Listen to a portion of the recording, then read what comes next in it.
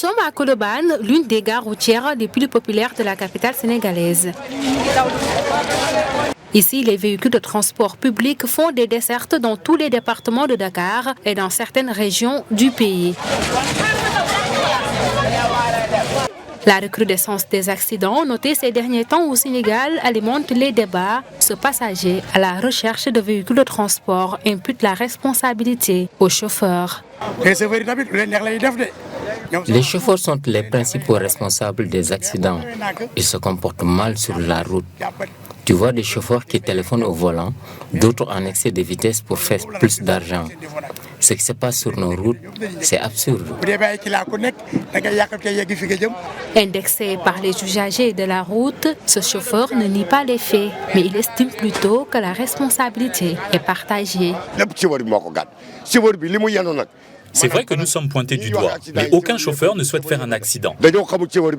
La responsabilité est partagée entre nous les chauffeurs, les transporteurs et l'État. Il est temps de faire les assises du transport, soulever les problèmes et essayer d'y apporter des solutions.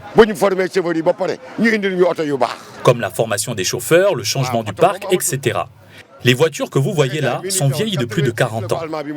Selon l'Organisation mondiale de la santé, l'OMS, près de 27 000 personnes sont victimes d'accidents sur la voie publique chaque année au Sénégal, dont 11 000 à Dakar. Cet expert en transport routier parle de problèmes de gouvernance routière. C'est parce que d'abord, la formation, les infrastructures et aussi la protection de l'environnement. L'éclatement simultané de deux roues sur le bus, le récent accident à Koungheul, ça pose des questions auxquelles on n'a pas encore de réponse. Parce que tout simplement, les enquêtes qui sont menées sont des enquêtes administratives et non des enquêtes techniques.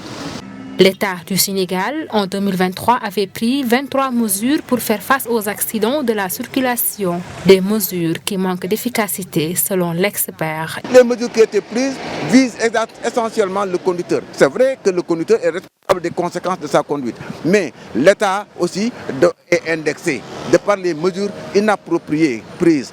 Les pneus d'occasion qu'on interdit. Ce n'est pas possible dès lors que les pneus, même les neufs, ne sont pas garantis. Donc, il faut vraiment qu'il y ait des concertations larges. Les acteurs du transport interpellent le nouveau gouvernement dans ce sens. Il espère d'ailleurs une prise en charge beaucoup plus efficace du secteur en incluant tous les acteurs.